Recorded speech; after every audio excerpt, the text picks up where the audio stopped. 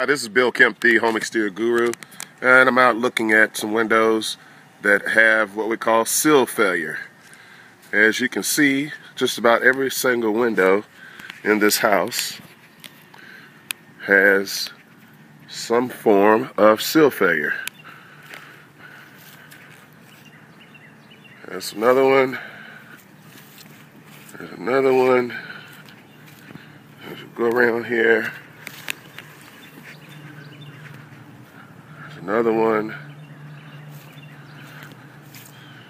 and there's another one.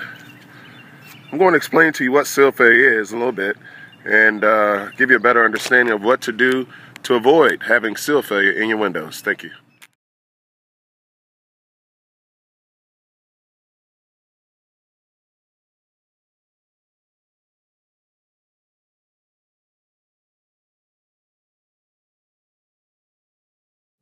Hi, this is Bill Kemp, the home exterior guru, and the pictures you were just looking at are pictures of what we call windows gone bad. Okay, simply speaking, these windows have what we call sill failure.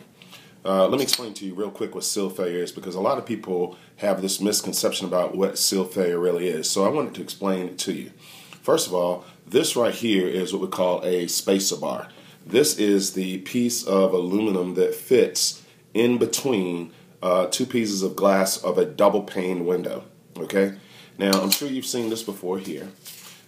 This right here is called silica desiccant. Comes in shoes, medicine, and says do not eat. But basically what they do is they take the silica desiccant and they pack it down inside of this hollow tube here. Okay, and if you look very closely, you'll see like a laser hole here, and that's where the silica desiccant pulls moisture from forming in between the glass. So again, they pack this spacer bar with silica desiccant. You have two pieces of glass that are sealed like this, okay? And the whole purpose is when it gets cold on the outside and hot on the inside, moisture forms in between that glass.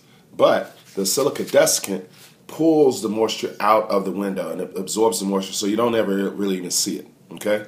Until the seal itself. What I mean by the seal is with the sealant between the glass and the spacer bar somehow gets erupted or corrupted or breaks. In other words, it allows air to get in between that glass. Now, when air can get in between that glass, it is known as sill failure, okay, because the seal has failed. Now, you might not see the results of this sill failure right away, but the window has failed.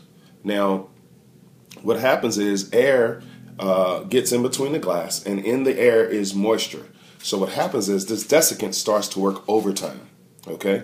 Now, what I call the first stage of sill failure is when you will see simply sweat forming in between the glass. Now, that's simply, again, the first stage of sill failure is that desiccant is having a hard time absorbing the moisture. So that moisture is simply sweating in between the glass. You can rub the glass on the inside, you can rub it on the outside, and you do not get the sweat off of the window because it's in between, it's literally in between the glass, okay? The next thing that you'll see is what I call stage 2 sill failure, and that's where the desiccant will simply start to break down and it falls down in between the actual glass. That's what you saw on the picture, and that's what you'll see on the video, is the desiccant is literally just broken down and it falls down in between the glass. Unfortunately, there's nothing that you can do but either replace the glass or replace the window. Okay? So hopefully that explains sill failure. If you have any questions, feel free to hit me on the email at bill@kempwindows.com, or you can call me directly, 804-780-3800, and I'll be glad to answer any of your questions. Thank you.